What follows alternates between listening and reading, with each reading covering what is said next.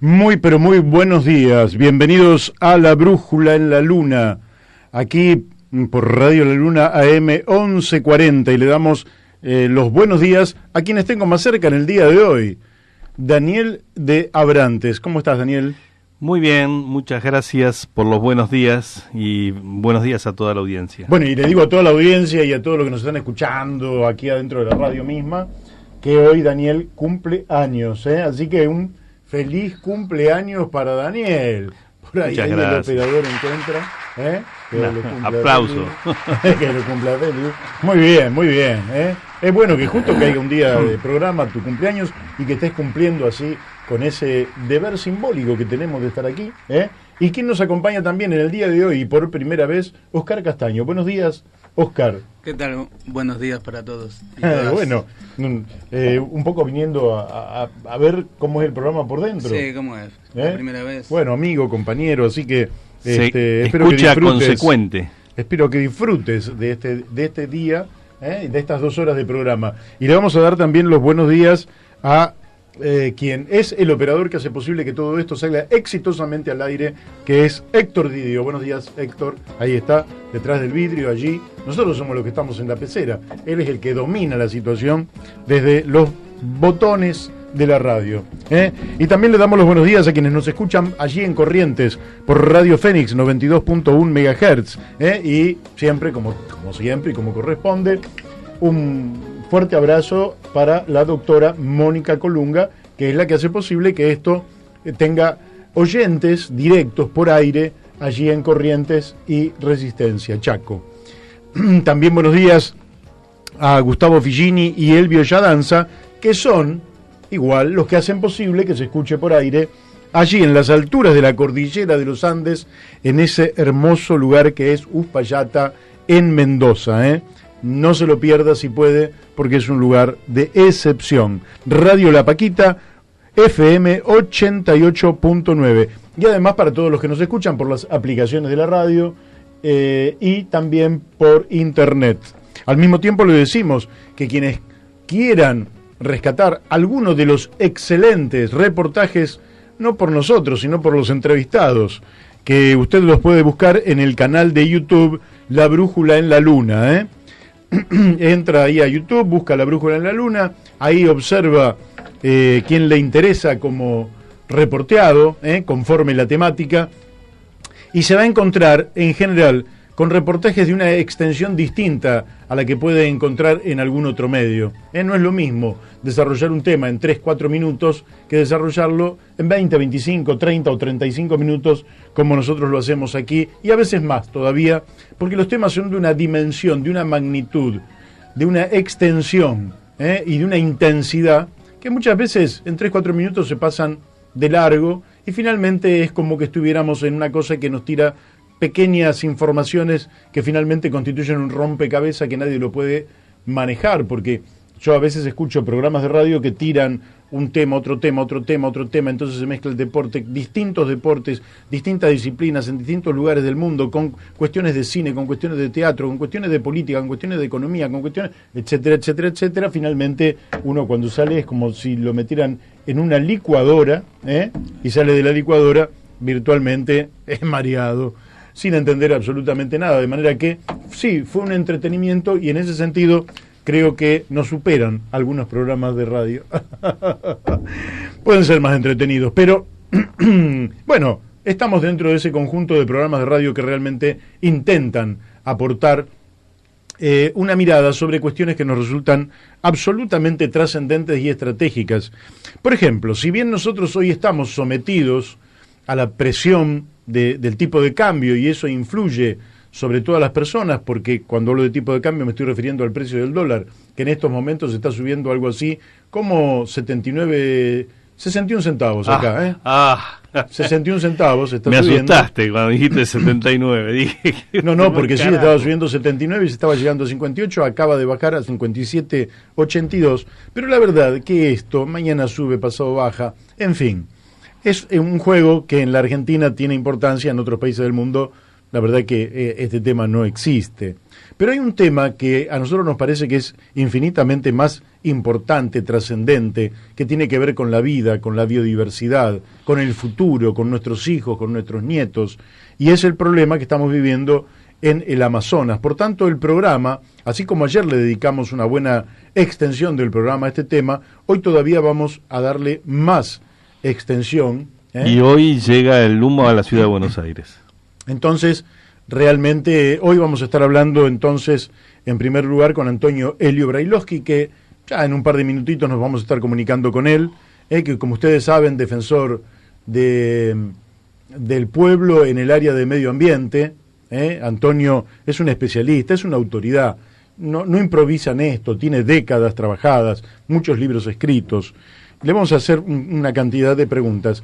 Después también vamos a recibir de Gabriela Orden, que está allí en Brasil, para que nos dé su punto de vista, que tiene que ver con la cuestión justamente de si esto fue casual o es algo que está fomentado desde el poder político. Y a las 13:30 vamos a estar hablando con la diputada nacional, presidenta del Partido Verde, Silvia Vázquez.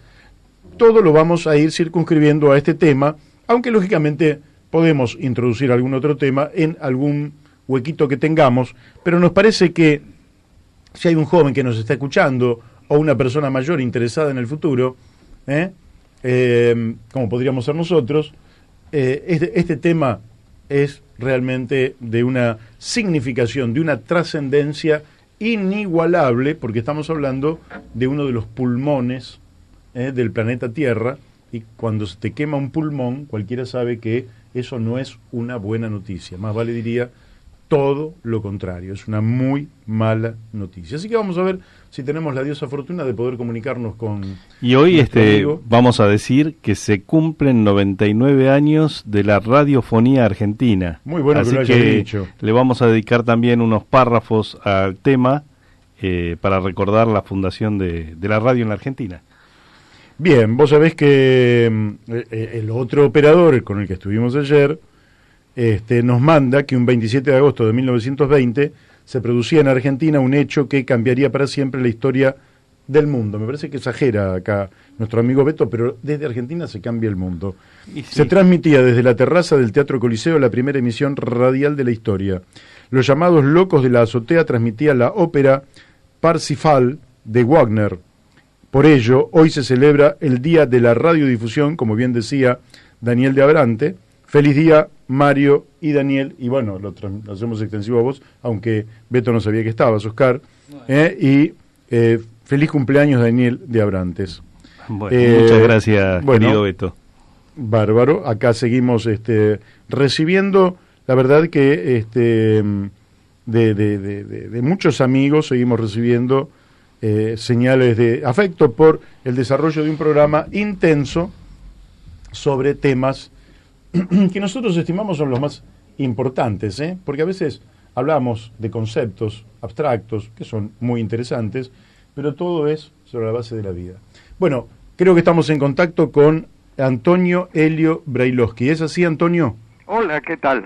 Bueno, qué gusto volver a hablar contigo, no por las circunstancias, sino por lo que vos significás en el mundo de la defensa del ambiente, de la biodiversidad, de la vida.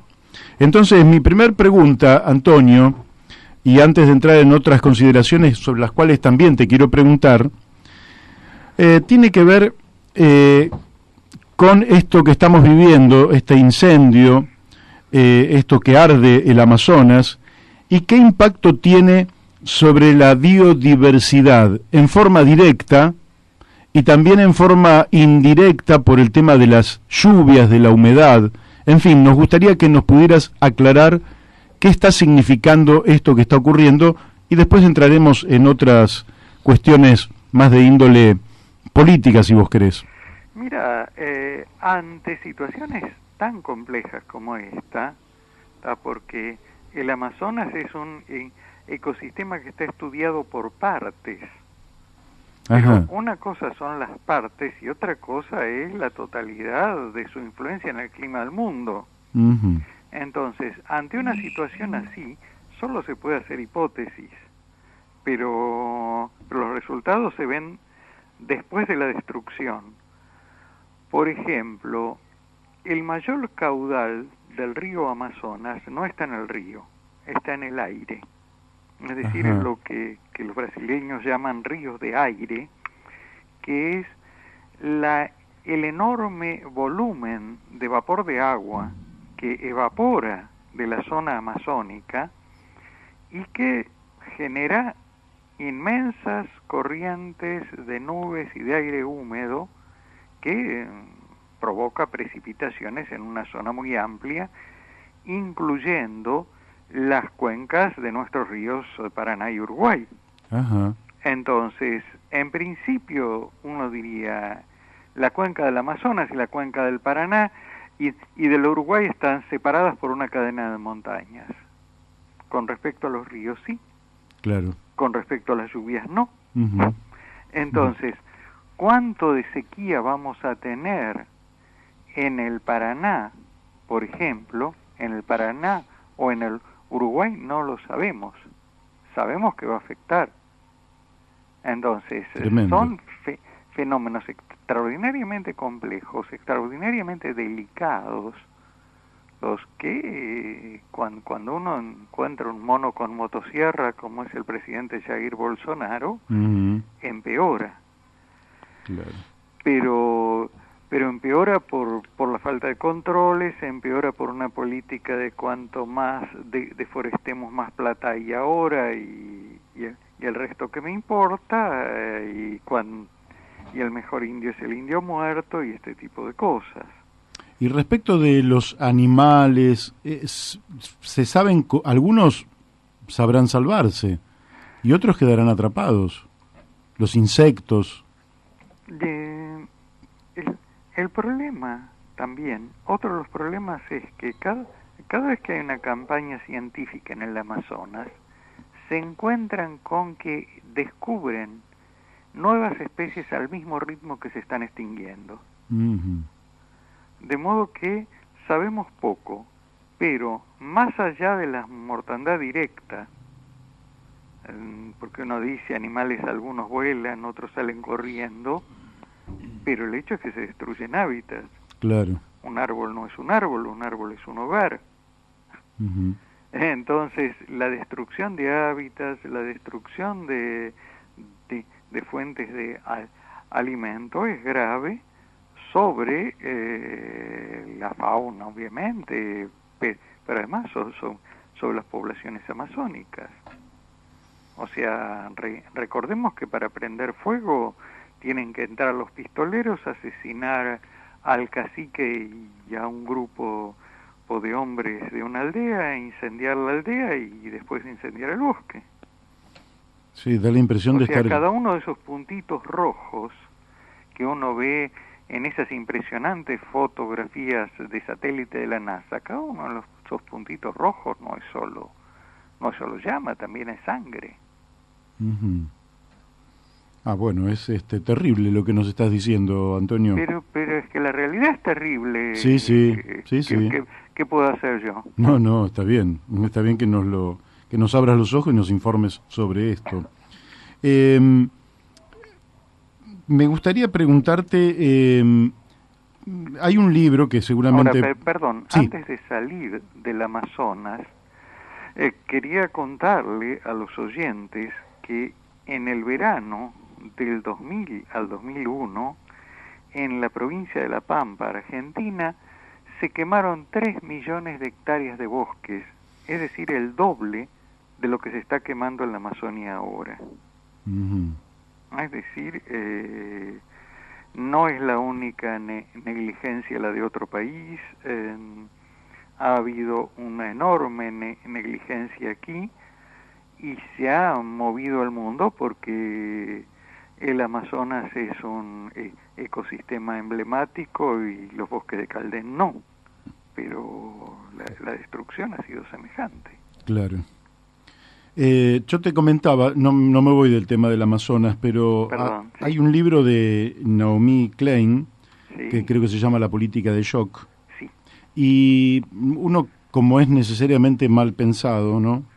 ¿A quién le conviene esto que está ocurriendo? ¿Vos pensás que nada más que a esta política de Bolsonaro y a esos tránsfugas que buscan extender la frontera agropecuaria, o hay también otros intereses geopolíticos? Bueno, en principio alguien pagó las campañas, la campaña electoral de Bolsonaro y hace falta una devolución de favores. Y obviamente hay una cadena de valor internacional. Si se destruye si se destruye el bosque tropical para sembrar soja o para criar ganado, bueno, aquí hay una clientela, hay unas cadenas de empresas internacionales que son las que compran y revenden la soja, las que compran y revenden la carne. De modo que es posible que estén esos intereses allí. Lo que pasa es que en general los políticos, o los políticos tipo Bolsonaro, para no generalizar, los políticos tipo Bolsonaro son los que dan la cara, mientras los que tienen el poder real se esconden. Claro. De modo que uno nunca sabe quién está con nombre y apellido, o con sociedad anónima con sede en, qué sé yo, en Hannover o donde fuera. Bueno, hay otro concepto que es que la desigualdad social y la pobreza conducen a algunos pueblos, digamos, en la desesperación, como es lógico para sobrevivir, a la destrucción del ambiente. Sin embargo, aquí parece que hubiera una paradoja, porque ayer lo hablábamos con Pablo Gramajo, que es un com Quilmes que vive en Miraflores, Chaco, allá en el Impenetrable, y él nos señalaba que aunque viven en la pobreza, ellos son los mejores guardianes del hábitat, del ambiente en aquellas zonas. ¿Pensás que ahí hay un prejuicio acerca de que los pobres son los que destruyen el ambiente, mientras que en la realidad parece que siempre son los ricos los que lo destruyen? Es un prejuicio de oficina, y yo diría, para ser también mal pensado, de oficina de Naciones Unidas. Ahora, hay un proyecto de un productor y líder campesino brasileño, Chico Mendes, de crear lo que Mendes llamaba reservas extractivas o reservas productivas. Es decir, lo que planteaba Mendes era la necesidad de generar áreas que fueran al mismo tiempo de conservación y de producción de muchos bienes al mismo tiempo. Es decir, el tema es una selva donde hay miles de especies en una hectárea, no puede transformarse en un monocultivo sin destruir todo. Claro. En cambio, en esos miles de especies hay muchas económicamente útiles que se pueden ir extrayendo al ritmo que cada una de ellas va reponiéndose. Esto requiere conocimiento, que es justamente el conocimiento ancestral de los pueblos indígenas. Cuando se hicieron las primeras exploraciones del Amazonas, los exploradores encontraron con lo que ellos pensaban era selva virgen, hasta que cayeron los biólogos, miraron las especies y dijeron: no puede ser que esta selva que parece virgen tenga tal proporción de especies útiles.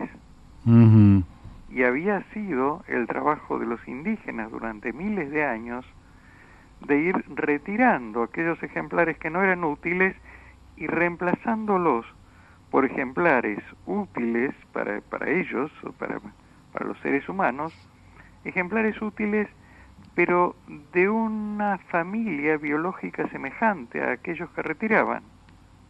Claro. ¿Qué estaban haciendo? Reconstruían una selva con una baja proporción de especies útiles y la reemplazaban por una selva con una muy alta proporción de especies útiles. Ahora, lo que están haciendo los hacendados es, y con permiso del gobierno de Brasil, es simplemente asesinar a los indígenas, pasarles la motosierra, la topadora, el fuego y plantar soja para alimentar ganado. Punto, a otra cosa. Realmente es ¿cómo le llamamos? ¿Un genocidio? ¿Una guerra de alta intensidad? Un genocidio, un etnocidio, porque además se envía a los indígenas sobrevivientes a las favelas de las ciudades donde pierden su cultura, y obviamente un ecocidio porque se destruye un ecosistema extraordinariamente rico, extraordinariamente complejo, pero además muy valioso económicamente si uno acepta que en una selva tropical hay que hacer otra cosa que monocultivo. Claro, y ahí como ves el papel del movimiento de los sin tierra en Brasil, que en general tienden justamente a una relación amigable con el medio. Bueno, el movimiento de los sin tierra sigue la línea de lo que decíamos recién, las propuestas de Chico Méndez. Claro. Recordemos que Chico Méndez fue asesinado por los latifundistas. Es decir, ser ecologista en Brasil es una tarea difícil. Yo lo porque creo. Tanto Brasil como México como Colombia tienen los récords internacionales de asesinato de líderes ecologistas. Sí. Hay una suerte de intervención internacional porque efectivamente, como todo, esto afecta, como vos bien decís, no sabemos en qué proporción, en qué forma todavía, pero afecta la existencia de la vida en el planeta, y hay una suerte de intervención de distintos gobiernos. Recuerdo que en el año 2009 se habló por parte de Estados Unidos y alguna otra gran potencia de que el Amazonas debía ser patrimonio de la humanidad, a lo que contestó Chico Buarque que de la misma manera deberían ser el petróleo, las finanzas, pero que mientras todo esto no fuera de la humanidad, debería ser de los países. De los países. Claro. ¿Cómo lo ves esto? Yo creo que aquí ha habido, por un lado, una cosa de enfrentamiento ruidosa, es decir, actitudes imperialistas desde el primer mundo y actitudes patrioteras desde un tipo como Bolsonaro, que se dedicó a insultar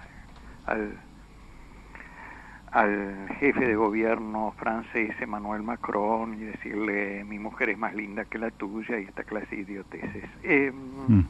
Detrás de esto hay una cuestión, y es que los países amazónicos tienen economías pobres y no pueden financiar un desarrollo amazónico armónico con las propias condiciones del ecosistema. Entonces, si el resto del mundo está interesado en la conservación del Amazonas, esto no se resuelve insultándose mutuamente ni con declaraciones imperialistas, se resuelve con financiamiento. O sea, si nosotros queremos conservar el Amazonas que está fuera de nuestro territorio, bueno, ¿cómo ayudamos a financiar la conservación del Amazonas? Que no es mandando aviones hidrantes, por supuesto. Sí, claro. Es trabajando en una gestión integral. Pero por supuesto necesitas del otro lado un ser humano, no un mono con motosierra. Y te hago una pregunta que también me la transmitieron hoy cuando difundíamos esto. Un compañero en particular me decía, ¿y Evo Morales no está tomando una actitud similar respecto de la defensa del ambiente, en el sentido de dejar que el monocultivo se extienda a expensas justamente de sacrificar esta biodiversidad y esta naturaleza? ¿Cómo ves eso de Evo, que es un hombre...? Está llegando mucha información contradictoria y mucho de fake news. Es decir, la fake news más generalizada es la que dice que Evo Morales está deforestando el Amazonas boliviano para sembrar coca porque es el jefe del narcotráfico internacional, entonces, etcétera, etcétera. Claramente una fake news de un sector de ultraderecha. Pasa siempre lo mismo. ¿Qué hace uno con los pobres? Sí. ¿Qué hace uno con los pobres? También uno podría criticarle a Evo Morales que fomente el trabajo infantil.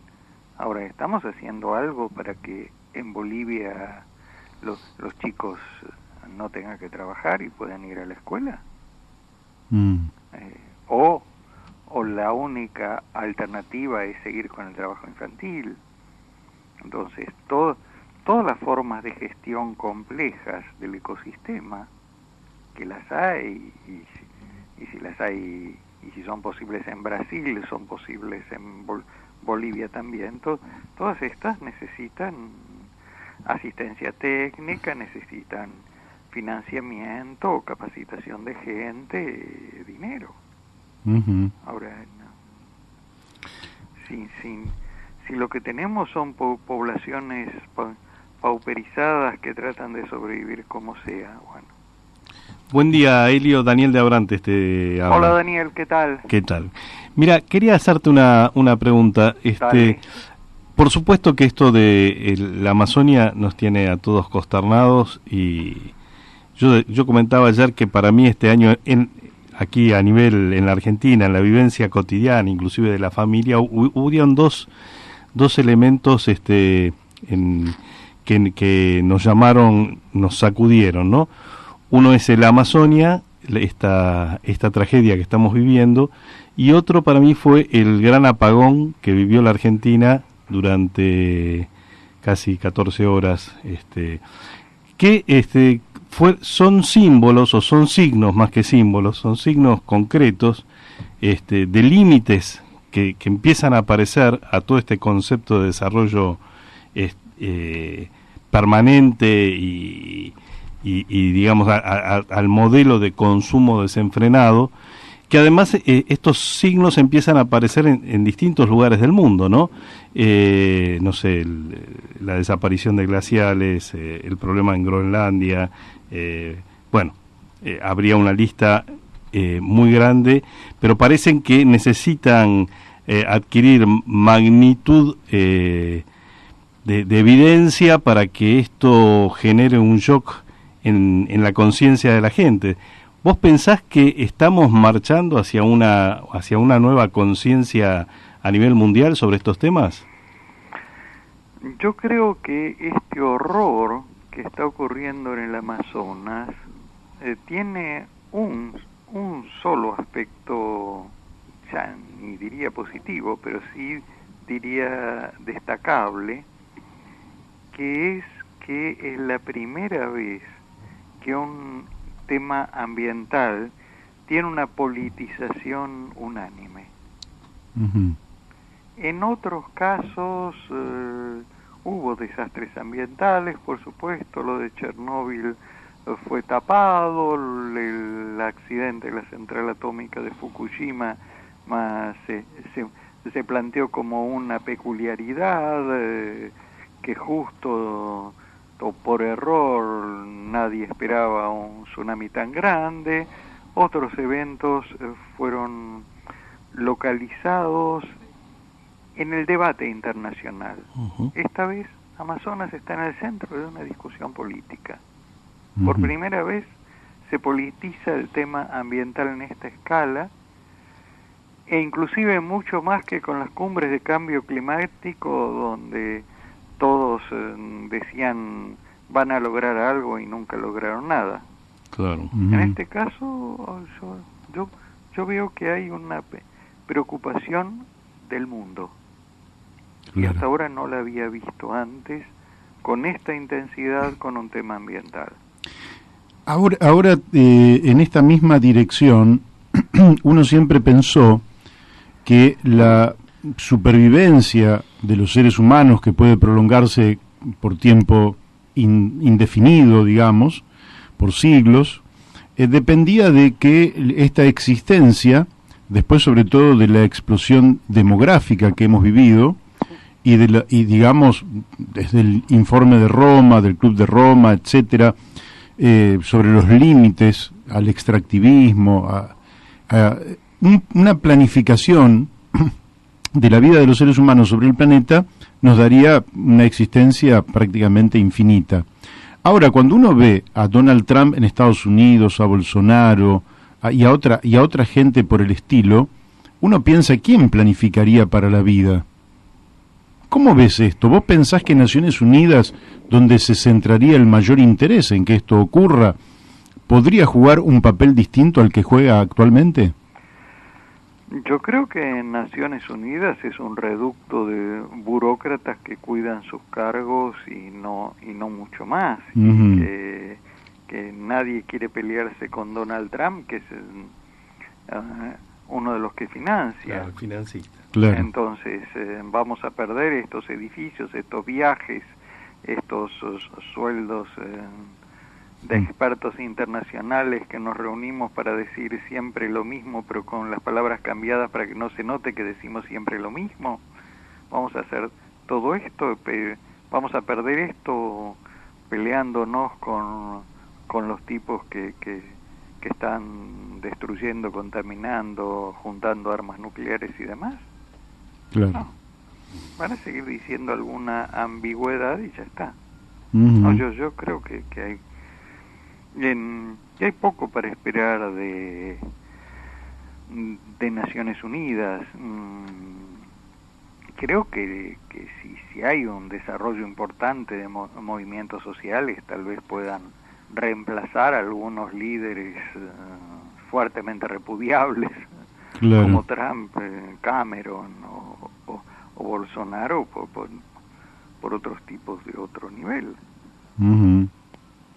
Y viniendo ahora... Pero sí. fíjate una cosa, durante muchos años nos dedicamos sistemáticamente a repudiar a Angela Merkel como la más reaccionaria de Europa, y en algún momento nos encontramos con que perdió las elecciones porque defendía a los inmigrantes. Sí. Sí. Y los que le ganaron las elecciones estaban mucho más a la derecha que ella, porque estaban en posiciones fuertemente racistas, Uh-huh. y Merkel tenía una posición humanista, decía, por lo menos decía, estas son personas. Claro. Río, otra pregunta te quería hacer. A mí me llama poderosamente la atención, estamos en medio de un proceso electoral, y el bajísimo nivel de la contienda política y de las discusiones políticas en un país que desde el punto de vista ambiental está con riesgos enormes, el fracking, las minerías a cielo abierto, la disputa por el litio, el problema del agua en el Amazon, en la cuenca del Paraná, bueno, la sojización. Nadie habla en la Argentina a nivel político de estos temas. Está reducido a un grupo muy pequeño, y la verdad que llama la atención, preocupa, y además las fuerzas que están en pugna, diría que más o menos piensan lo mismo los candidatos más importantes en torno a estos temas, y piensan con un criterio extractivista. ¿Cómo lo estás viendo vos? Digamos que algunos que de un lado piensan esto es una maravilla, y del otro lado dicen, bueno, hay que tomar alguna precaución. Por lo menos de alguna precaución se habla. Ahora, yo estuve hace casi 2 meses, un mes y algo, en la audiencia pública sobre el saneamiento de la cuenca Matanza-Riachuelo. Uh-huh. Que el que quisiera ir se anotaba e iba. Uh-huh. Uh-huh. Y los que habían éramos vecinos, ONGs y funcionarios. Claro. Era la oportunidad para que un político dijera, miren qué mal está todo. porque el agua del riachuelo está igual que una década atrás. Y se perdieron la oportunidad, los llamé a unos cuantos a decirles, tendrías que haber estado. Uy, sí, se nos pasó. Sí, claro que se les pasó, si no es prioridad. Sí, sí. Cuando es prioridad no se les pasa. Ahora, culturalmente, ¿no notás que nos está faltando esa cuestión que sí tienen los pueblos originarios, pero que da la impresión de que quienes vivimos mucho más vinculados al cemento que a la naturaleza, es como que tenemos una suerte de divorcio? ¿No notás que falta digamos, en las grandes áreas urbanas esa conciencia respecto del ambiente? Falta, y se ha hecho todo lo posible por adormecerla. Es decir, pensemos en Ciudad de Buenos Aires. En Ciudad de Buenos Aires han puesto unos contenedores para basura y otros contenedores para reciclables. Nadie explicó qué eran los reciclables, cómo se hace.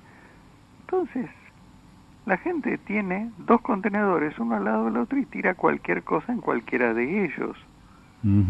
Porque para lograr que una población separe la basura necesitas muchos años. Ahora, claro, cuando ves alguna población, y no hablo de Berlín o de Ámsterdam, hablo de poblaciones argentinas donde han hecho una campaña educativa, bueno, esto va en tal lado, esto va en tal otro, o la basura seca se saca los lunes y solamente los lunes, la basura húmeda esto, lo otro. Bueno, la gente responde. Te digo, cuando uno mira una ciudad pequeña como Pehuajó, la proporción de basura que separa a la gente por habitante, por supuesto, tiene la 100ª parte de población que Buenos Aires, pero la proporción de basura que se recicla por habitante es muchísimo más alta que en Buenos Aires, simplemente porque se ocuparon. Ningún milagro, se ocuparon. Claro. Y en el sistema educativo, te voy a hacer una pregunta que tiene que ver, bueno, lógicamente que es una pregunta difícil porque no la pregunta en sí, sino por la situación real en la que vivimos. Una vez estando justamente en un encuentro de ambientalistas en Mendoza, ellos decían la necesidad de que en las escuelas hubiera tierra con la cual los chicos se vincularan para observar todo lo que es el fenómeno de la vida, ¿verdad?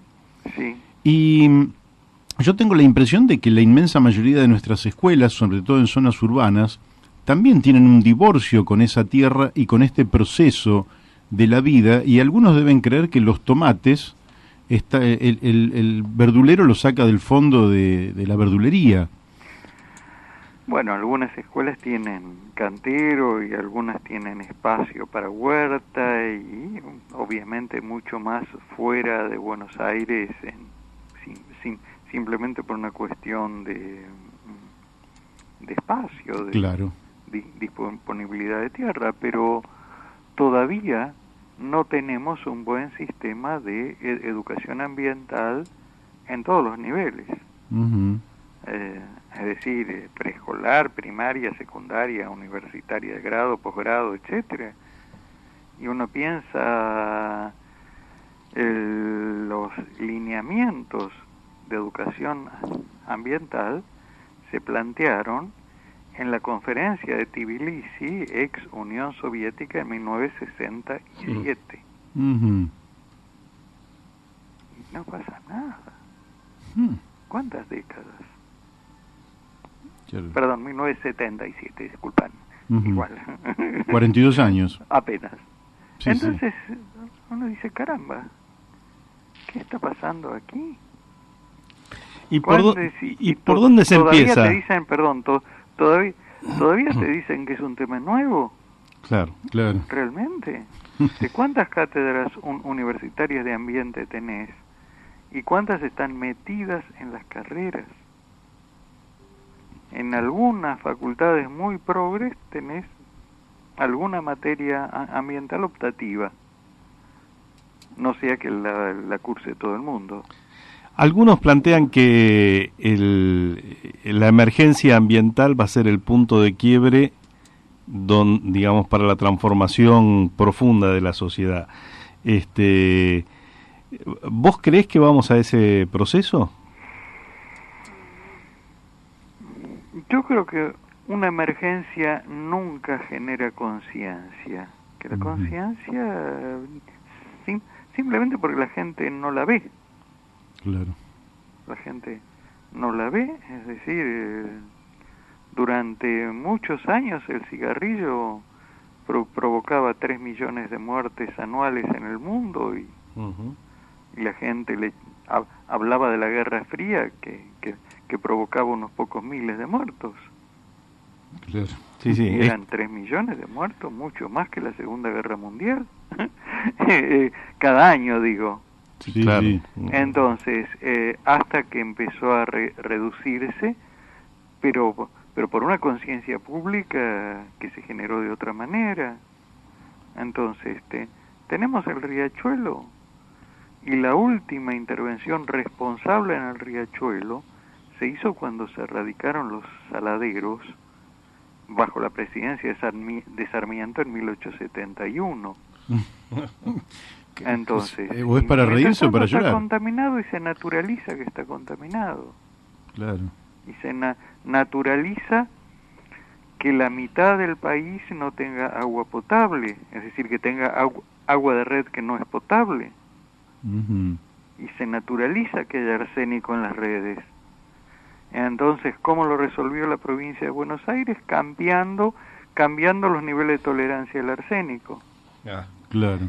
Entonces, los bonaerenses son más machos que cualquiera del mundo porque resisten niveles de arsénico que en otros países están prohibidos. Sí, y el INTI había sacado en un momento que el arsénico mata, y había hecho un informe, pero parece que nadie le da bolilla siendo un instituto del Estado. Pero hay centenares de investigaciones y demás, y ahora hay kits en los cuales van las ONG de pueblo en pueblo y analizan el agua de la canilla y encuentran siempre lo mismo. Claro. En todo el oeste bonaerense, en zonas de La Pampa, Córdoba, San Luis, arsénico en la red. Arsénico y plaguicidas, ni que hablar. Cuando quise hacer el análisis de plaguicidas, de qué plaguicidas tenía en sangre y orina, me dijeron, Antonio, no hace falta. Ya sabemos que tenés Sabemos todos. que tenés esto y esto, y más o menos en tales proporciones. Es un gasto inútil que se lo haga. Qué terrible. O sea que Entonces, digamos, el desastre ambiental o el daño ambiental no genera conciencia. La conciencia la genera una educación militante, un activismo que haga que la gente vea los problemas. Te cuento una más. En una conferencia el 9 de julio con docentes pedí que levantaran la mano a aquellos presentes que tuvieran problemas de tiroides. Casi todas las mujeres de la sala levantaron la mano. Tremendo. Y la tiroides tiene que ver con el arsénico en agua. Entonces, aquí lo planteás, aquí en Buenos Aires, lo planteás en una sala de conferencias y 3 o 4 personas sobre 100 levantarán la mano diciendo yo tengo problemas de tiroides. Allí eran todas. Claro. Entonces, por eso el daño existe, está allí, y lo que tenemos que hacer es que la gente lo pueda ver. Ahora, no somos víctimas de un sistema que ha hecho del consumo el nervio a partir del cual surge la producción, el trabajo, y que reclama de una sociedad que consume más de lo que necesita y desecha más de lo que sería recomendable, y que hay una lucha cultural ahí. Que es difícil, porque en general, vos fijate que incluso hay planteos políticos que dicen que la gente es feliz cuando consume, cuando sale de compras, a comprar no lo que necesita, sino a comprar cualquier cosa. Y si llamamos felicidad a eso, claro. Bueno, pero te quiero decir, hay gente importante que dice esto. No, está bien, agrego que el complemento de eso es la obsolescencia programada, los productos que se diseñan para terminar en la basura lo antes posible. Claro. Un teléfono celular está pensado para durar 1 año y medio o 2. En realidad, ya hay celulares de duración indefinida. Claro. Es decir, simplemente si se te arruina la pantalla, te cambian la pantalla, si te arruina el parlante, te cambian el parlante, claro, etcétera. El aparato mismo no necesita ser tirado a la basura porque uno de sus componentes falló, se rompió o terminó su vida útil. Sabés que, Elio, ayer yo casualmente en torno a este tema contaba una anécdota familiar. El domingo mi hija vive en Alemania ella, ¿no? Entonces me comunico con ella y estaba en un parque. ¿Qué estás haciendo? Estoy vendiendo la mitad de la ropa que tengo y que...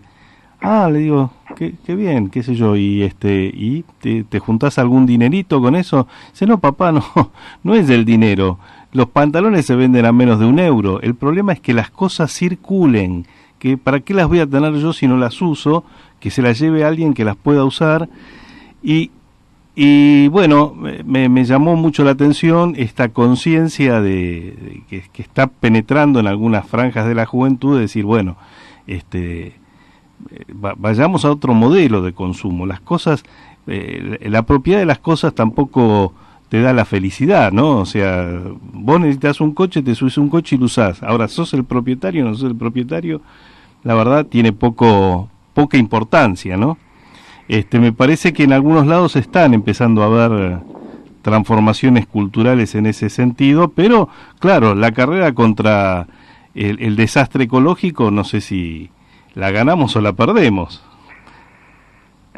Yo creo que son carreras paralelas, es decir, por supuesto, cuanto antes haya mayor conciencia ambiental o mayor conciencia socioambiental, es mejor, más se van a poder evitar o prevenir daños profundos.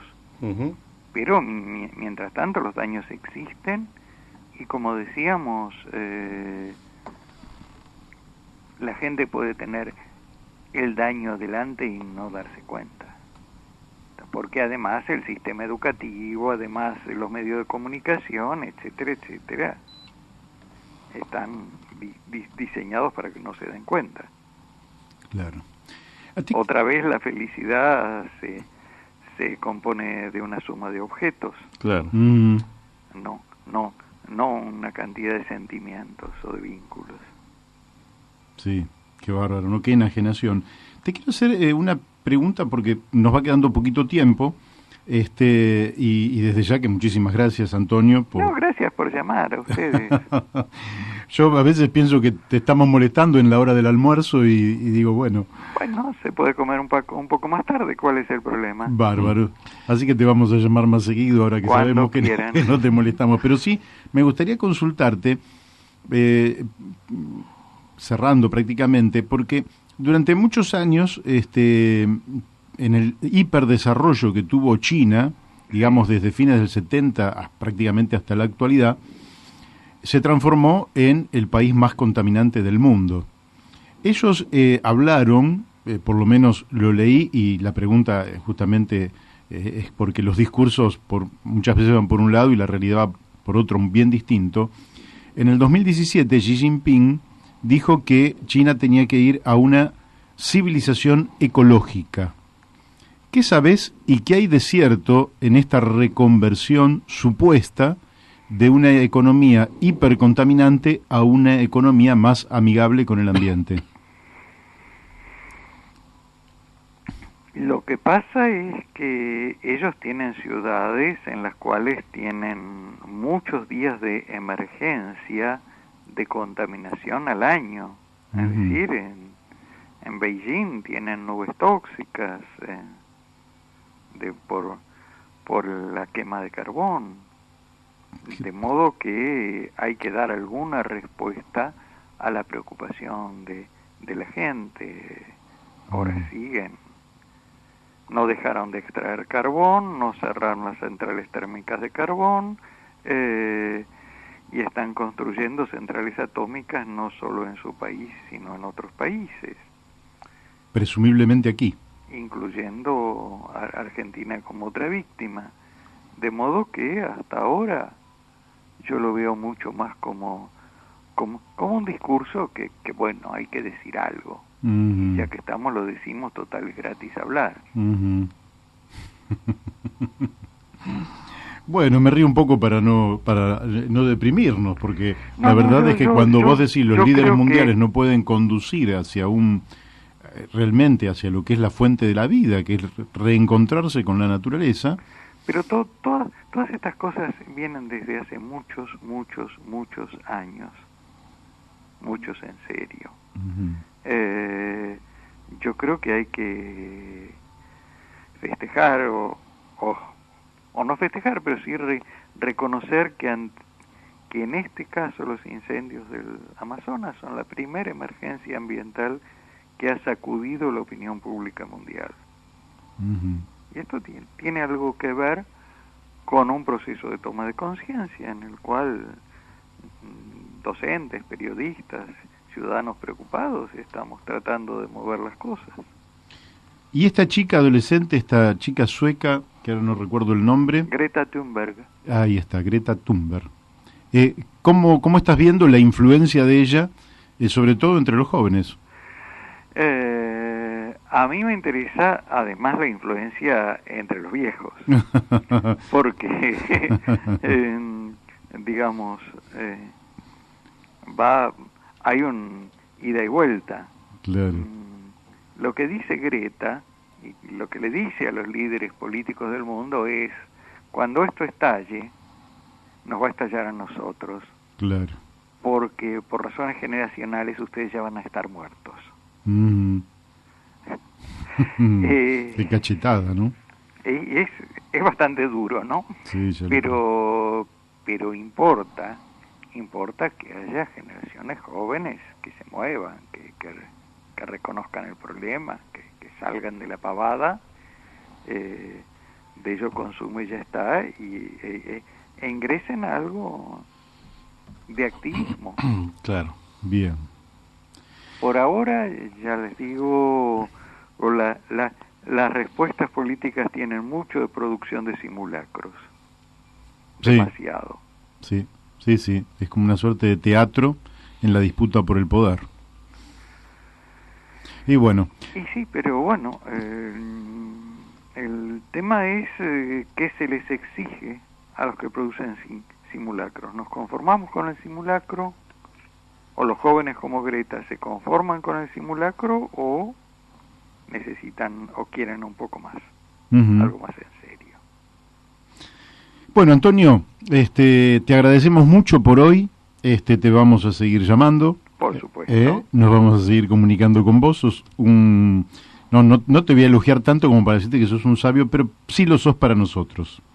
Soy y sos de ustedes y ya está. Una fuente, sos una fuente realmente de esclarecimiento que yo creo que todos nuestros oyentes están más que satisfechos, porque cada una de las conversaciones que tuvimos tuvo una cantidad muy grande de muy buenas repercusiones, así que lógicamente te vamos a tomar como columnista. Qué bueno. Y al igual que nosotros, gratuito. ¿Por qué no? Bueno, Antonio, te mandamos un fuerte abrazo. Igualmente. Gracias. Hasta la próxima. Un abrazo, Antonio. Bueno, hemos hablado con Antonio Elio Brailovsky. Bueno, seguimos aquí en La Brújula. Me parece que hoy hemos tenido un reportaje extraordinario sobre justamente estos temas, que son los temas de la vida. No hay... Nosotros podemos hablar de muchas cosas, pero si no hay vida, no hay nada, ¿eh? Y ojo que muchas especies se han extinguido por eliminar el sustento biológico de la propia especie. Esto hay muchísimos casos a lo largo de los... Quiero decir que el planeta Tierra tiene 4.500 millones de años. Y la primera forma de vida apareció hace 3.500 millones de años. Sí, quería decir algo que también había comentado Elio Brailovsky acerca de la complejidad que tienen estos ecosistemas. O sea que una vez destruido el ecosistema, recomponerlo es casi... En la Argentina tenemos un caso emblemático de un desastre ambiental, el desastre que produjeron los castores introducidos en Ushuaia, ¿no? En Tierra del Fuego, Tierra del Fuego. Los he visto.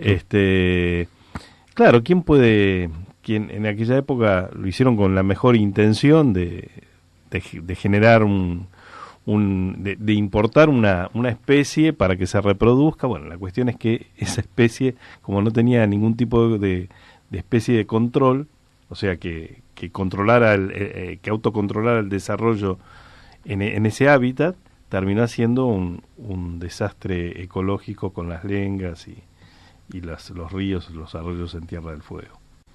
Claro. Mirá, desde Brasil, Gabriela Orden nos manda sus reflexiones que van en consonancia, pero si les parece, la escuchamos. Dale. Que me parece que siempre es interesante. Buenos días, Mario. Solamente para acrecentar más una opinión sobre el dicho desastre del Amazonas. En realidad yo considero que no se trata de ningún desastre en el Amazonas, se trata de una política de gobierno. Bolsonaro ganó las elecciones levantando la bandera de la mayor productividad, de la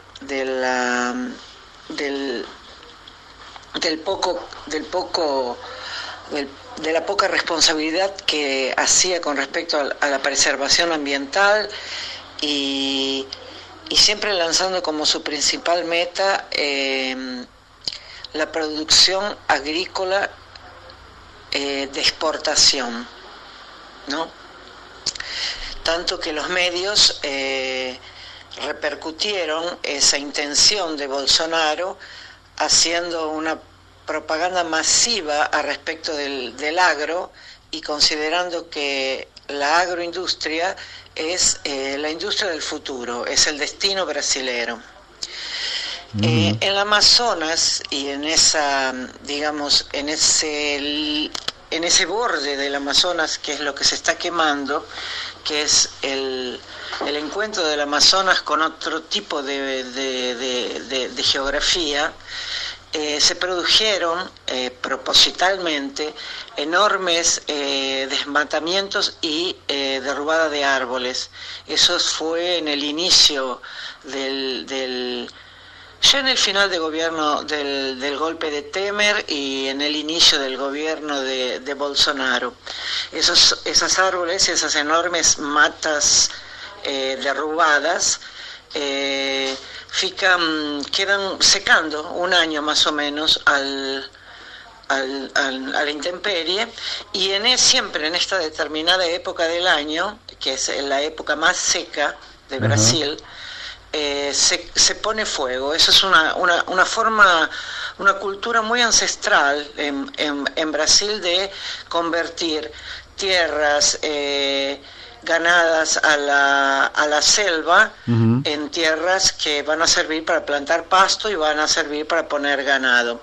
Entonces, cuando se habla del desastre del Amazonas, parece un poco que el desastre no fue un desastre. El desastre, la verdad, es el suceso de una política pública implementada por Bolsonaro, que es la política de colonizar tierras del Amazonas para plantar para la agroindustria, exclusivamente para la exportación.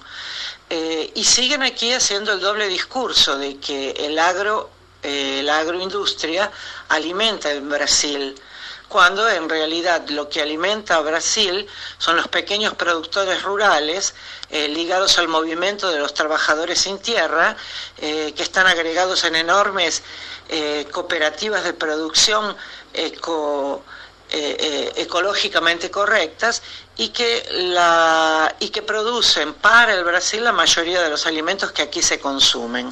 Esas tierras que se ganan al Amazonas utilizando de esos métodos que a veces, como esta vez, salió del control o no, nunca sabremos si salió del control o si fue hecho así de propósito, son formas de liberar terreno para producir commodities primarias que van para el exterior. Entonces, no es un desastre, es una política de gobierno de Bolsonaro. Bueno, más claro, échele agua, ¿eh? Lógicamente que es un desastre ambiental, pero evidentemente estamos en presencia de una cultura que realmente se parece a la de Luis XVI, después de mí el diluvio. Esto es lo que tendría que llamar a la rebeldía de los chicos, ¿no? Porque esto es lo que me pareció muy, muy lindo de Greta Thunberg, que, ojo, ustedes se van porque biológicamente están destinados a irse antes que nosotros y antes que nuestros hijos, pero tienen la obligación de pensar en las generaciones que llegan. Y me parece entonces que si no media en todo esto una reflexión profunda, estamos en un serio riesgo de supervivencia. Y evidentemente este régimen colonial en el que vivimos, donde parte del problema es que los colonizados, en lugar de liberar su cabeza, son cabezas colonizadas, como la del pobre Bolsonaro, que es un tipo de una mediocridad intelectual muy profunda, que no debería estar a cargo de el gobierno de un país tan importante como Brasil, y que piensa en términos de corto plazo, y que justamente lo que dice Gabriela no es que no sea un desastre ambiental, sino que no ha ocurrido por efecto de circunstancias ajenas al dominio de los seres humanos, sino como una política de Estado. Bueno, le vamos a pedir a Héctor, porque hemos hablado mucho, que nos pase un tema, y después seguimos conversando. 7 de agosto, 1920, 9 de la noche, Teatro Coliseo. Un micrófono, un transmisor de 5 vatios y una antena en el techo. El médico Susini, Mujica, Guerrico y Romero Carranza corren tras una utopía. Los llaman los locos de la azotea. Foto. Susini anuncia con su voz de barítono: señoras y señores, la Sociedad de Radio Argentina les presenta hoy el Festival Sacro de Ricardo Wagner, Parsifal. Por arte de magia, esa voz suena en los 100 receptores a galena que hay en la ciudad. El milagro es posible. Es la primera transmisión de radio del mundo. Foto. Década infame. Ya hay 800.000 receptores. Se inaugura el obelisco y las orquestas de tango suenan en la radio. Buenos Aires ya se parece a esta Buenos Aires. Foto. El hombre vacunado con púa de fonógrafo, Luis Elías Ojit, relata que el delantero avanza en posesión del esférico y dispara. En sus casas, todos gritan gol.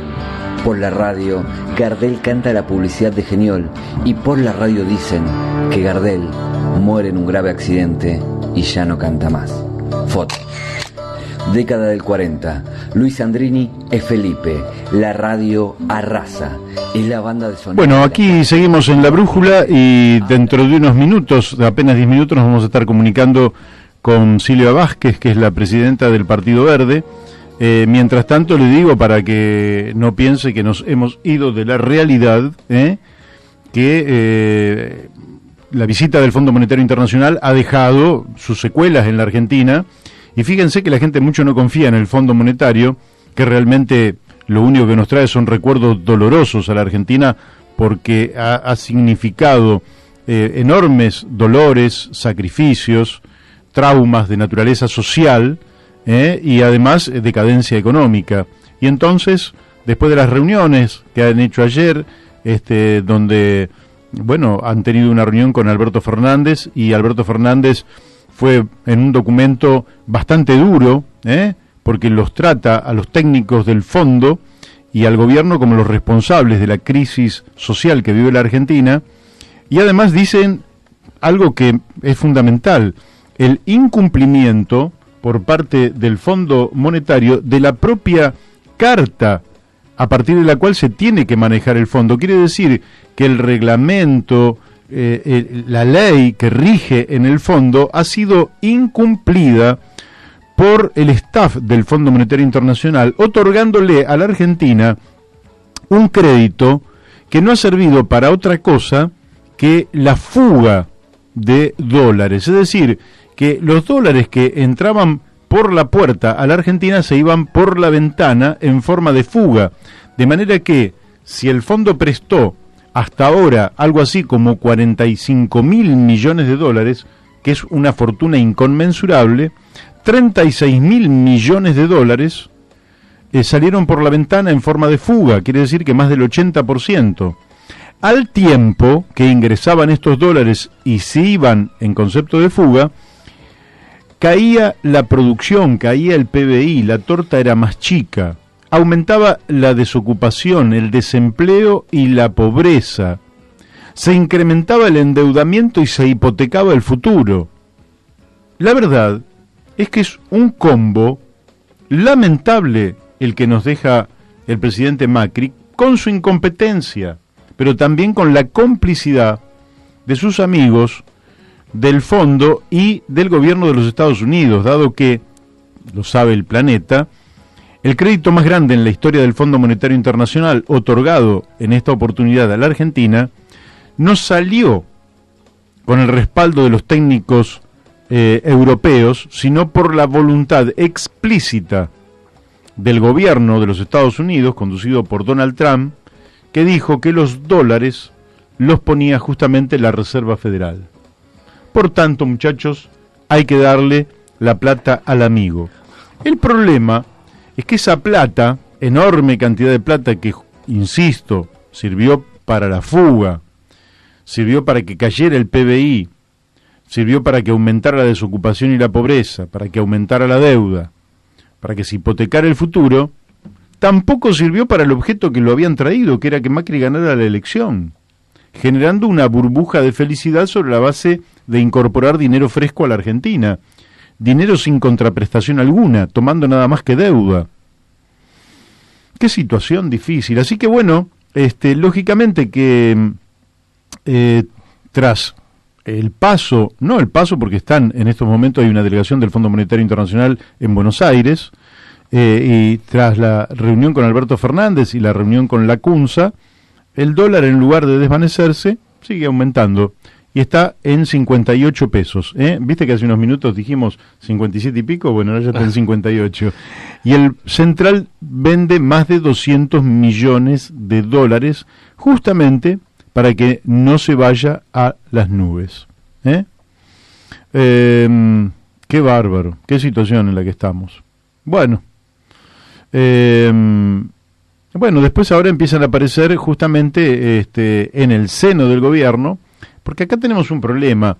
El fondo ya dice, muchachos, el próximo presidente es Alberto Fernández.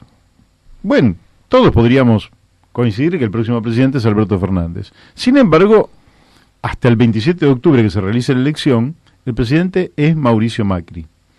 El propio Mauricio Macri ya dice, si llegamos a ser opositores, vamos a colaborar con el futuro gobierno.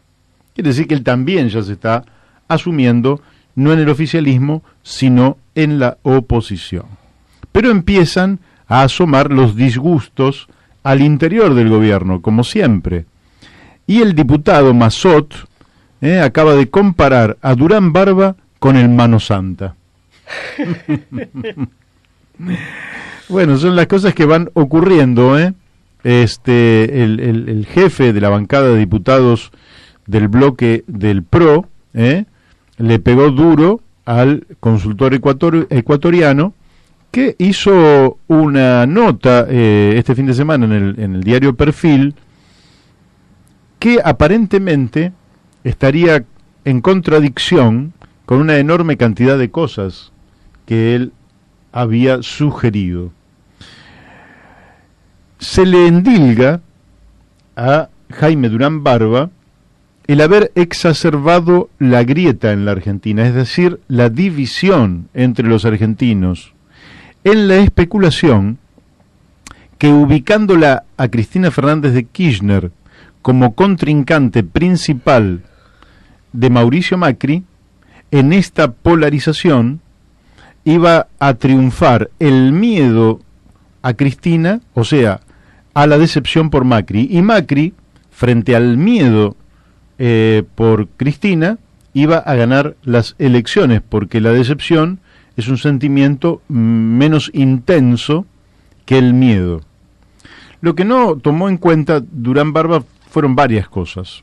En primer lugar, que Cristina Fernández de Kirchner modificó el orden de la fórmula y el que podría ser presidente es Alberto Fernández y no ella. Y todos sabemos que el papel de los vicepresidentes puede ser más o menos importante, pero lo relevante es quién entra al despacho presidencial de la Casa Rosada o en Olivos todos los días. Y ese va a ser Alberto Fernández, con lo cual cambió el escenario político. Pero por otro lado no tuvo en cuenta el miedo a un futuro con Macri, con más pobreza, con más hambre, con más desocupación, con más caída de la producción, con menos actividad de las pymes, con menos actividad de los comercios, con menos salario, con menos jubilación, con un ajuste permanente y sistemático que se retroalimenta y que en eso retroalimenta genera un círculo vicioso de decadencia indetenible. Ese miedo jugó a favor de la fórmula de los Fernández. Pero es una pena muy grande que los argentinos tengamos que vivir entre miedos. Es decir, ¿quién me causa menos miedo? ¿No? Esto, a diferencia de cuando alguien busca una película de terror, que busca aquella película de terror que más miedo le produzca, en la vida real nosotros querríamos vivir con el mínimo miedo posible y que realmente las resoluciones que se toman el día de votar se lo haga sobre la base de no menos de 10, 15, 20 propuestas que hagan los candidatos, entre las cuales estén los temas que nosotros entendemos, no por nosotros como opinión, sino que son los temas centrales, empezando por la defensa de la vida. La defensa de la vida, que empieza justamente con la defensa del ambiente, cosa que está contemplada en la Constitución Nacional, en el artículo 41, y que da la impresión que la urgencia económica nos lleva a decir, y bueno, sí, tenemos que defender el ambiente, pero tenemos que explotar la minería a cielo abierto porque estamos en crisis económica y tenemos que pagar la deuda. Tenemos que talar los bosques porque tenemos deuda y estamos en crisis social. Tenemos que contaminar los ríos porque no tenemos dinero para malgastar en el reciclado de los residuos de las industrias. No podemos controlar las industrias porque estamos en crisis y se perderían puestos de trabajo.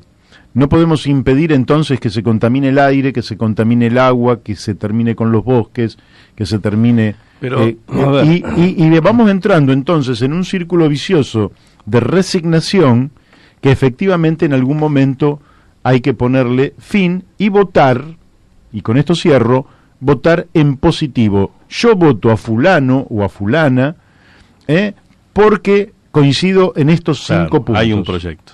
Hay un proyecto y yo coincido en estos 5 puntos.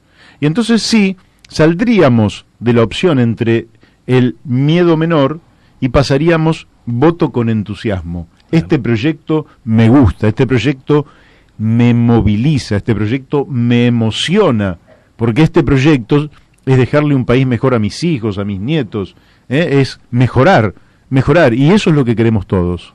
Entonces creo que hay que salir de esto que se le endilga a Durán Barba, pero yo creo que en definitiva nosotros mismos, los argentinos, lo hemos exacerbado, y ojalá por lo menos Alberto Fernández en la nueva gestión termine con esta grieta y podamos conversar entre los argentinos cómo construimos un futuro mejor. Daniel. Sí, quería reforzar lo que vos dijiste. A mí me quedaron muy frescas las palabras de un entrevistado nuestro que fue Rulli, ¿sí? Cuando él decía que es un momento para escuchar al otro, ¿no? Y tratar de entender las razones que lo llevan, qué razones llevó a la gente a movilizarse a la Plaza de Mayo, ¿sí?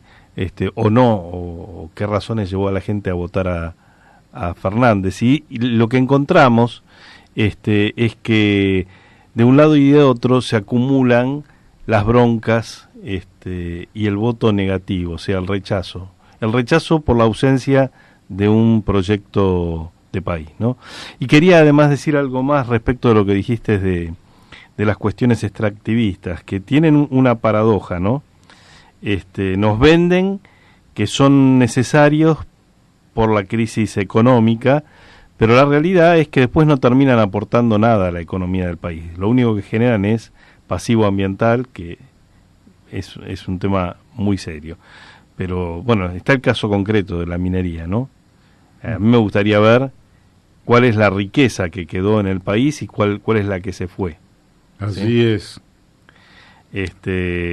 Ahí nos acordamos también en una entrevista muy importante que se hizo acá al fiscal Gómez de Tucumán, cuando él contaba que producto de un accidente en la rotura de un barroducto de la mina La Lumbrera a los puertos de Rosario, él tuvo intervención y se pudo detectar que las mineras estaban robando más de 60 metales no declarados en esos barros, ¿sí? Uh-huh.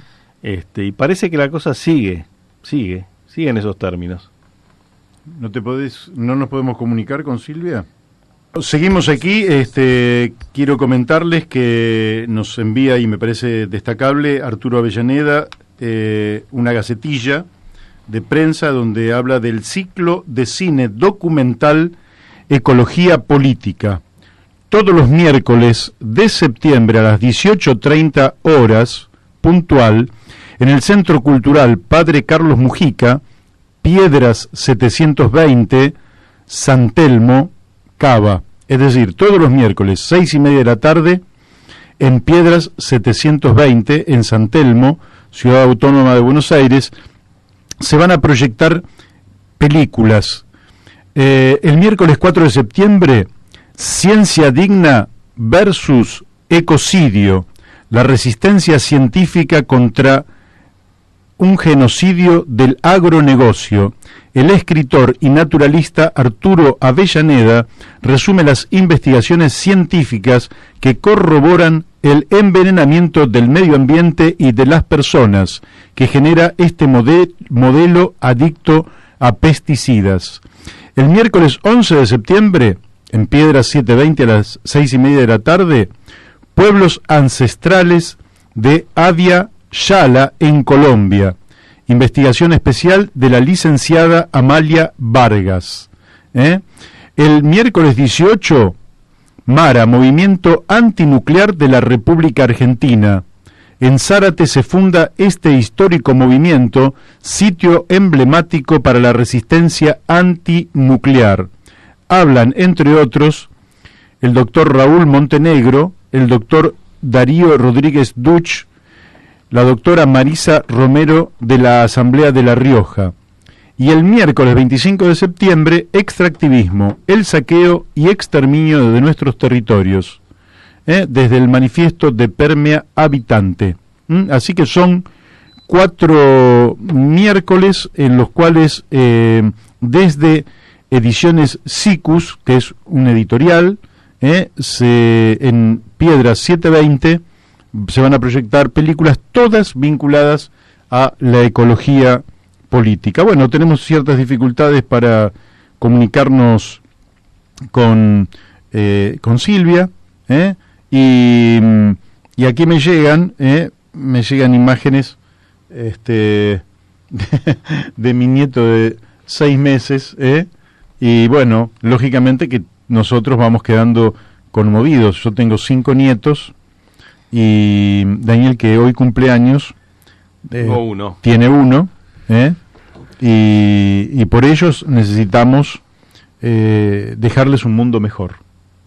Estamos obligados, tenemos la necesidad de hacerlos. Me siguen llegando saludos de muchos amigos, de muchos oyentes, pero bueno, aquí en fin, hemos estado tratando de distinguir entre los problemas estructurales, de fondo, de más largo plazo, los que hacen a la defensa del ambiente, de los de coyuntura, que tienen que ver con qué es lo que está pasando con la economía, qué es lo que está pasando con la política, en un momento tan particular, como decíamos, donde el presidente que ganó la elección no llega, y como es lógico, porque el cronograma electoral así lo exige y la Constitución así lo exige, y el presidente que se queda sin poder, porque ya el Fondo Monetario Internacional se dio cuenta que se queda sin poder y que no tiene mucho sentido negociar con Mauricio Macri, tampoco se va, porque así lo indica el cronograma electoral y la Constitución. Y me parece que hay un fenómeno, para no tirar todas pálidas, un fenómeno muy interesante. Tira una buena, Masiteli. Hay un fenómeno muy interesante que tiene que ver con el presidente que llega, lo tenemos que ayudar a que termine su mandato. ¿Por qué? Porque así lo indica la Constitución, y en la medida que respetamos las reglas de juego, nos volvemos más confiables todos. No tenemos una Constitución para violentarla. No tenemos una Constitución para no respetarla. Es como decir, un partido de fútbol dura lo que dura. Bueno, son 45 minutos cada tiempo, más 2, 3, 5 minutos de descuento, es lo que dura. Y bueno, pero no se puede terminar antes porque hice un gol a los 20 segundos, como Boca el otro día, que hizo un gol, claro, al minuto se podría haber terminado el partido, hubiera terminado con el mismo resultado, 1-0, pero no hubiera tenido riesgo de que se lo empataran durante el transcurso del partido. No es así. Uno tiene que esperar a que transcurra el tiempo. Hubiera venido bien para Racing hace sí, claro. Que empezó ganando 1-0 y terminó 6-1. Ojo que tenemos varios oyentes de Racing, no sea cosa que los perdamos por estos comentarios sarcásticos de Daniel de Abrantes. No, para todos los amigos de Racing, que son muy queridos. Bueno, así los retenemos como oyentes y no nos vamos a pelear con ellos. Entonces, entonces, ¿qué ocurre? Ni un día antes ni un día después. El día 9 de diciembre, a las 24 horas, termina el mandato de Mauricio Macri. Y el día 10 de diciembre, a las 0 horas, en ese segundo que transita entre el 9 y el 10, se inicia el de Alberto Fernández. Y esto es un éxito. Fíjense que hay una cantinela tremenda con que desde antes de que existiera el peronismo, desde 1928, no hay un presidente que en la Argentina, que no sea peronista, pueda terminar su mandato. Es una cantinela que se repite, en fin, es una cantinela de propaganda, pero como las cantinelas de propaganda también van horadando la piedra y se van transformando en... Entonces nosotros necesitamos, como argentinos, que un presidente que no es peronista, que además ha hecho un muy mal gobierno, pero que termine su mandato el 9 de diciembre a la noche. Por eso ayer se dijo que el Fondo Monetario pretendía que hubiera un adelantamiento electoral. Y a mí me parecía un error, porque en otras circunstancias podría justificarse. En el 89 se pudo justificar, pero ahora no se justifica. Pero no hubo un adelantamiento electoral, hubo un adelantamiento de la entrega. Claro, hubo un adelantamiento electoral en el 89 porque las elecciones se hicieron el 14 de mayo. Entonces, hasta diciembre quedaban como 7 meses... 7 meses en los cuales evidentemente había un vacío de poder. ¿Por qué? Porque toda la gente quería hablar con el presidente electo, el que iba a asumir.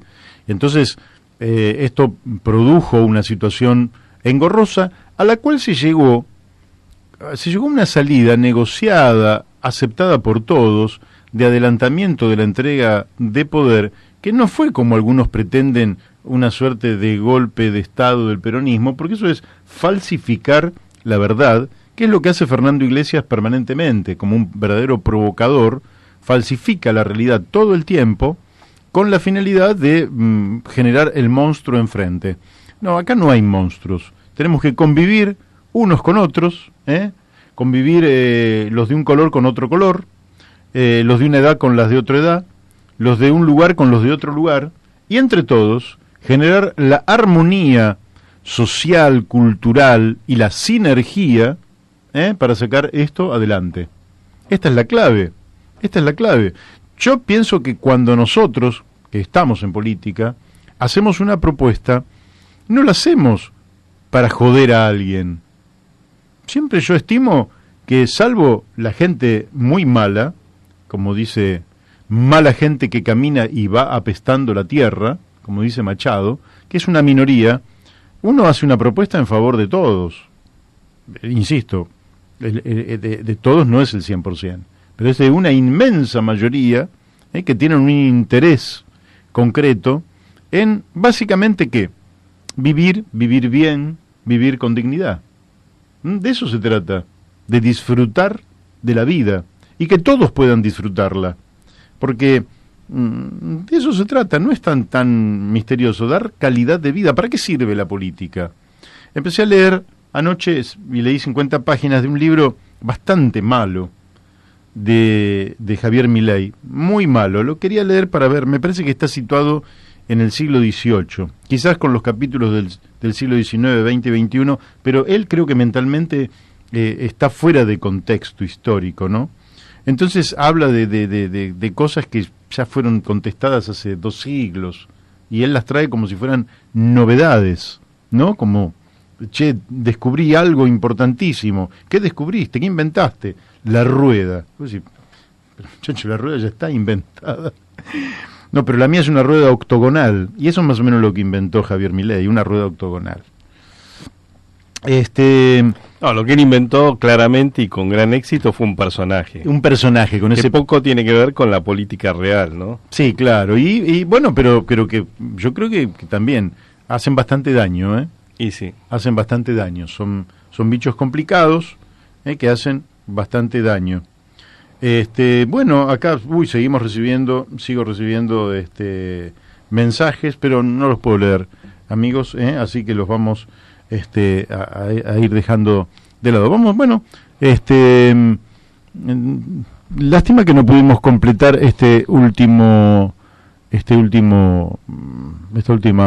reportaje, porque es lo que nosotros estábamos aspirando, y cuando entro a las noticias de los diarios, bueno, me encuentro lógicamente que cada uno va dando la versión de las cosas que más le interesan.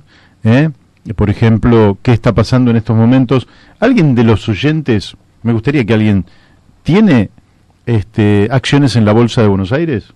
Yo creo que de los que nos escuchan a nosotros, nadie tiene acciones.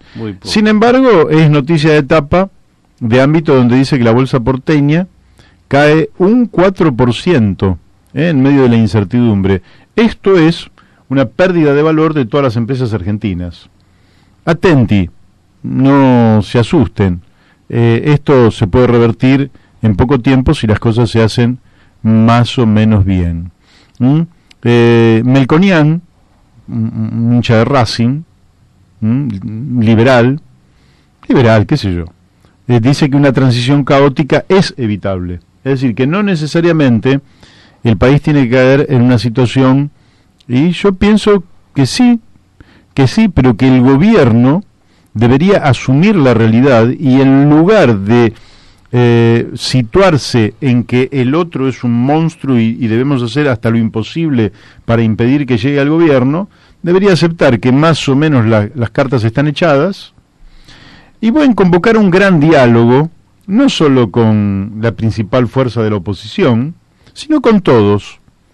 Y en ese diálogo encontrar los denominadores comunes de una transición que le permita al país dar señales de que hay un gran consenso, que nadie busca el caos, que nadie busca la crisis económica, que nadie busca la crisis y el caos social, y esa imagen en la cual pueden estar los partidos políticos, los referentes del movimiento obrero, los referentes del mundo empresarial, los líderes religiosos, hombres y mujeres de la cultura, un ámbito lo suficientemente extendido para que quede insospechado de que hay una especulación política.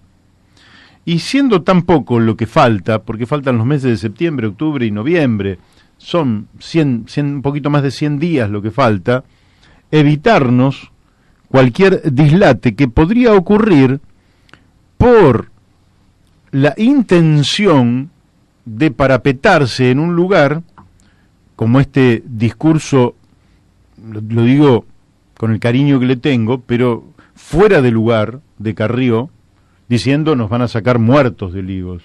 ¿Cómo es esto? En una república esas cosas no se dicen. En una república se va a la elección y se gana o se pierde. Nosotros debemos ser de los que más sabemos de la segunda etapa. Casi siempre perdemos.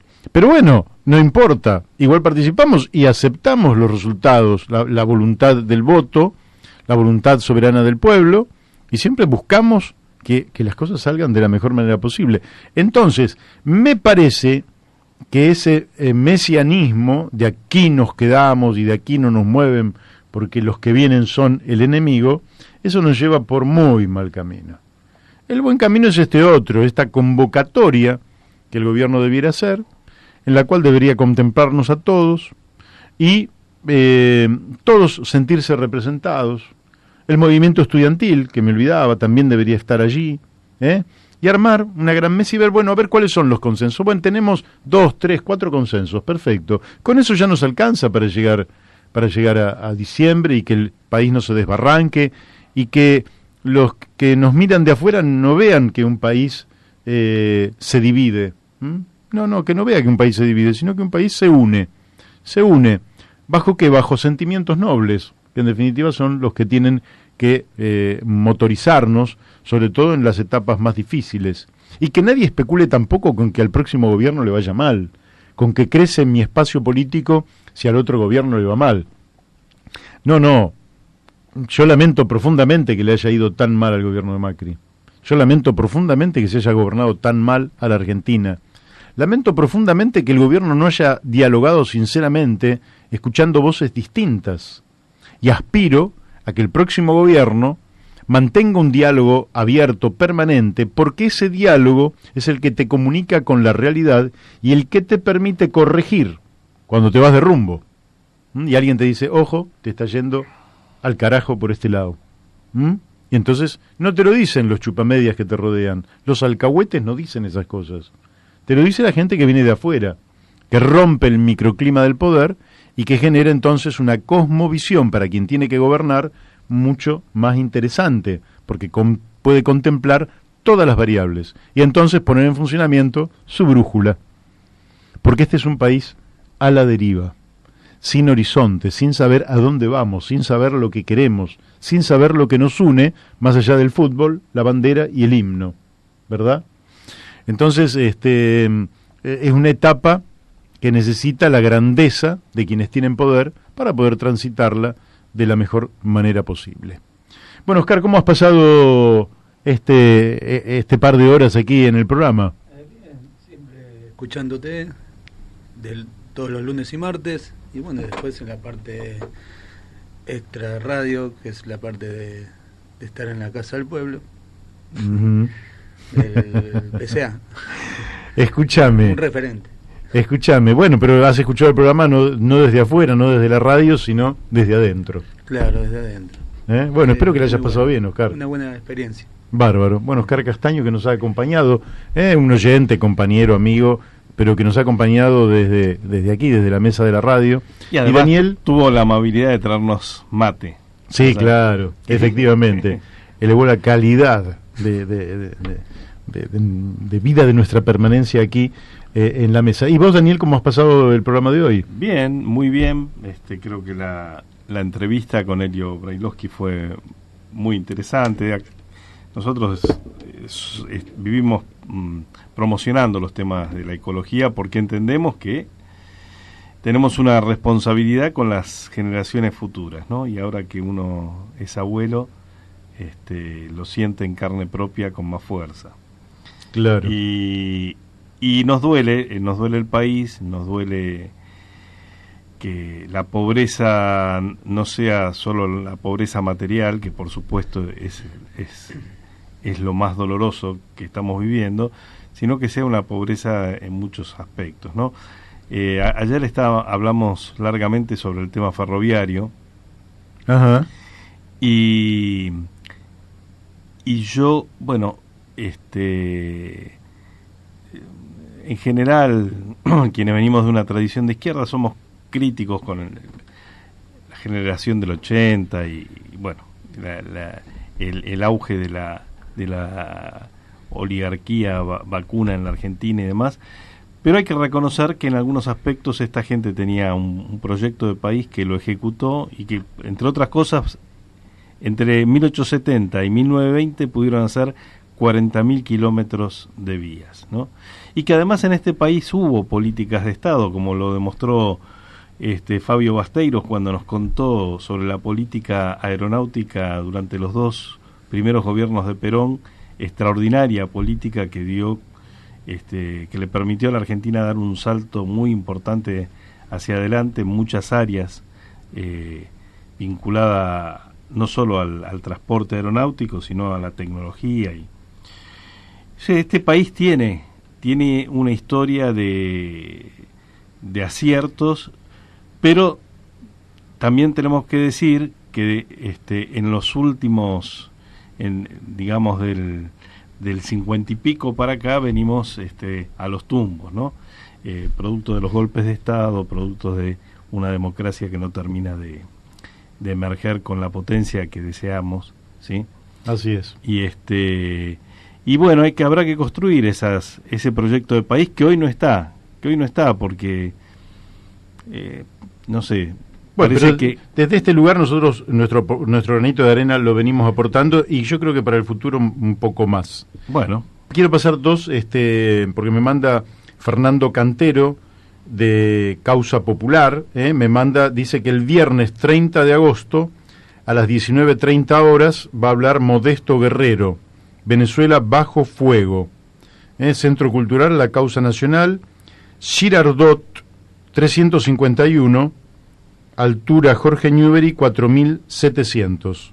Quien quiera anotar, Modesto Guerrero es venezolano, va a hablar sobre Venezuela bajo fuego, y quien quiera escuchar una versión distinta, este viernes 30 de agosto a las 19:30, en Girardot 351, altura Jorge Newbery 4700, organizado por Causa Popular Fernando Cantero. Y también eso me manda Fernando Cantero. Y Elena Janono del PCR me manda una invitación también, Trabajo, Tierra y Libertad, Caminos de la Emancipación de la Clase Obrera y los Pueblos, mesa redonda, sábado 31 de agosto, 14 horas, en el auditorio de ATE, Belgrano 2527 Cava. Hablarán Alberto Echazu, en fin, de Bolivia, en fin, de distintos movimientos, así que esto lo convoca Elena Janono, presidenta de el PCR, Trabajo, Tierra y Libertad, entonces el sábado 31 a las 14 horas en el auditorio de ATE, Belgrano 2527 Cava. Bienvenidos todos los espacios de debate. Bueno, y tengo más que ahora que ahora no tengo para poder pero acá me mandan un montón de saludos. Hay un montón de saludos por el cumpleaños de Daniel. Bueno, muchas gracias a todos así ellos. Que, y por un montón de otras cosas. El tiempo se nos ha ido. Ahora vamos a tener en el aire al programa que nos sigue. No se vaya de Radio La Luna, y viene Paco Rodríguez con España en el recuerdo, y nosotros nos vamos despidiendo. Nos quedó un poco colgado un reportaje a la presidenta del Partido Verde, pero bueno, veremos de hacerlo la semana próxima, y ojalá para la semana próxima los incendios en el Amazonas vayan descendiendo y la naturaleza vaya haciendo su trabajo, y que los seres humanos no nos pongamos en contra de la naturaleza, porque somos naturaleza, Así que nosotros nos estamos despidiendo hasta el lunes de la semana próxima, aquí en La Brújula por Radio La Luna AM 1140. Chau, hasta el lunes. Hasta el lunes.